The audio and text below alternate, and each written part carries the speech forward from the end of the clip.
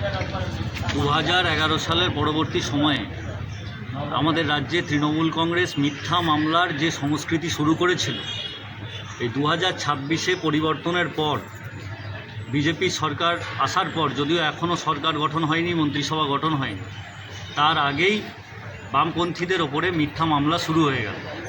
জামালপুরের নবগ্রামে সিপিআইএমের কর্মী মিহিলাল সরেন, তার ওপরে মিথ্যা মামলা দিল বিজেপির কর্মীরা। আসলে গোটা তৃণমূলটাও বিজেপিতে শিফট হচ্ছে, এটা যেমন ঠিক বিজেপি আছে, তৃণমূলটাও বিজেপিতে শিফট হচ্ছে।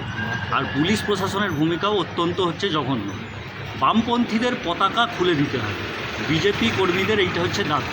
আমরা এই সংস্কৃতি পশ্চিমবাংলায় চালু করতে দেখেছিলাম তৃণমূল কংগ্রেসকে, আর সেই সংস্কৃতিকে বয়ে নিয়ে যাচ্ছে কার্যত বিজেপি।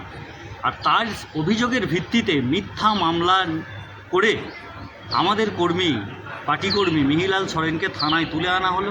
থানায় তুলে এনে গোটা পরিবারকে আমাদের পার্টি কমরেডদের হেনস্থা করা, এবং মিহিলাল সরেন সহ আরও 6জন কমরেডের নামে, 7জন কমরেডের নামে তারা কেস দিয়েছে।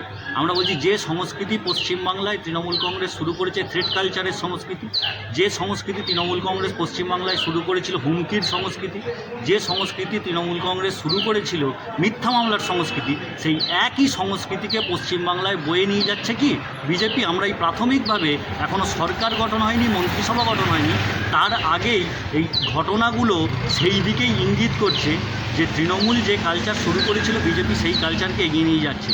আসলে আরএসএস পরিচালিত তৃণমূল বিজেপি যে একই ধরনের ভূমিকা পালন করবে, সেই রকমই একটা দৃষ্টান্ত শুরু থেকে দেখা যাচ্ছে। আমরা তার বিরুদ্ধে দাঁড়িয়ে আজকে জামালপুর থানায় অবস্থান করছি, বিক্ষোভ করছি, এবং আমাদের এই লড়াই ধারাবাহিকভাবে চলবে। সিপিআইএমই পশ্চিমবাংলার মাটিতে সাধারণ খেটে খাওয়া শ্রমজীবী মানুষের দাবি নিয়ে রাস্তায় আছে, রাস্তায় থাকবে।